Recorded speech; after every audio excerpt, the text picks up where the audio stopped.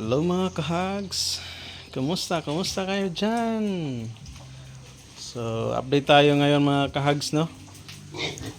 So, matagal tayong hindi nakapag-upload mga kahags. Kasi, na-depress tayo. Nung tinamaan tayo ng ESF dito.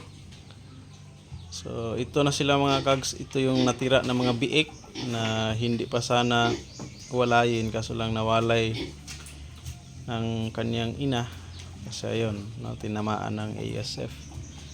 So buti na lang mga kahags, nakapag-survive ito. Sana makakuha tayo ng materialis ulit dito. So yan sila dyan. Meron pa dito. So, yan. Ito yung may dalawang babae dito, mga malalaki kaysa doon na.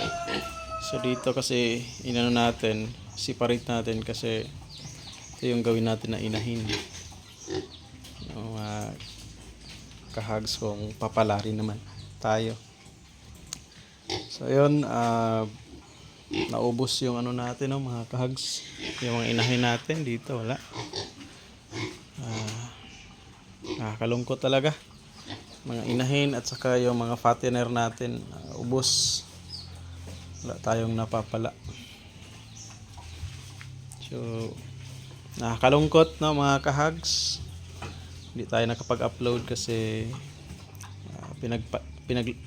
pa natin, nilalabanan pa natin yung depression at saka yung stress nangyari sa atin. Kahit pa paano, naka-recover naman tayo konti yung natin, kiramdam, pero meron pa rin dahil sa laki ng losing natin,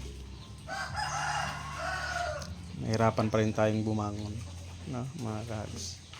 So dito meron tayong na-isolate dito na isa kasi inuubo to, no? So yan, nahirapan siyang huminga. Hapon ko lang nabantayan, nawala ng ganang kumain. Narinig ko may umuubo, kala ko okay lang, yun din. Kita ko na siya yon, kaya sinisiparate ko dito. Nag-inject na ako kagabi ng alamycin sa kanya. At sana maging okay. Pa tayo ng bacteria maya na. Anuhin pa natin ang bacteria kasi parang talaga yung ubo niya. So ito lang muna yung update natin, mga kahags. Kumusta kayo dyan mga kahags? Kumusta yung nyo? Kumusta yung lugar nyo dyan?